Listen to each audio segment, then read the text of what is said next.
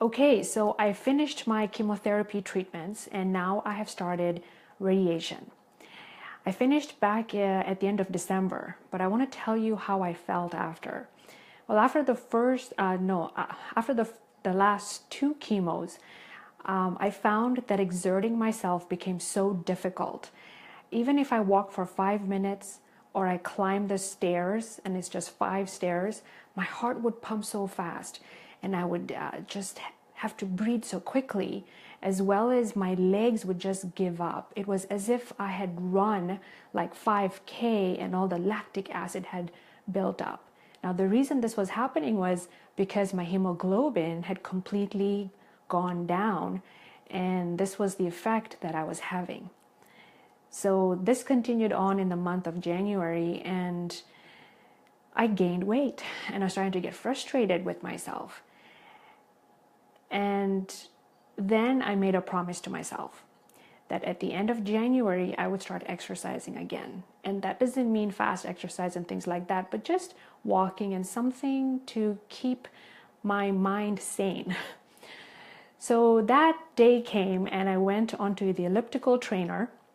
And as I went on it, I could only do 2 minutes. And I was doing very low level, very, basic plan on, no, not the plan, but the program on the elliptical.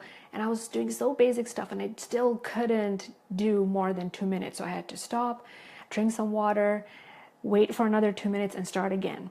Now I promised myself that I would do at least 15 minutes. Well, 5 minutes into doing the exercise, I wanted to give up. But something made me keep going. In fact, here are 3 things that really made me keep going even though I wanted to give up. The first thing was the promise that I had made to myself that I will take 15 minutes no matter what. Well, the 15 minutes turned into 40 minutes because I had to stop every 2 minutes, take a sip of water, let my heart rate go down a little, take some oxygen in, and then start again. And my legs would give up as well after 2 minutes. Now, when we make a promise to ourselves and we don't keep it, we've just sent a message to our subconscious mind that it's okay to self-sabotage. And then that becomes a habit. I didn't want to do that. I do not want to train my mind to say it's okay if I don't do it, even though it was a promise I kept to myself, because I did not want to create the habit of self-sabotaging myself. The second thing that made me go on was the voice of my oncologist in my head. When I went to go see him, he said, "Zaheen, keep on exercising. Because if you don't do it now, it will be even harder as you go along. So start now. It doesn't matter if you have to stop and take some rest, but continue doing it."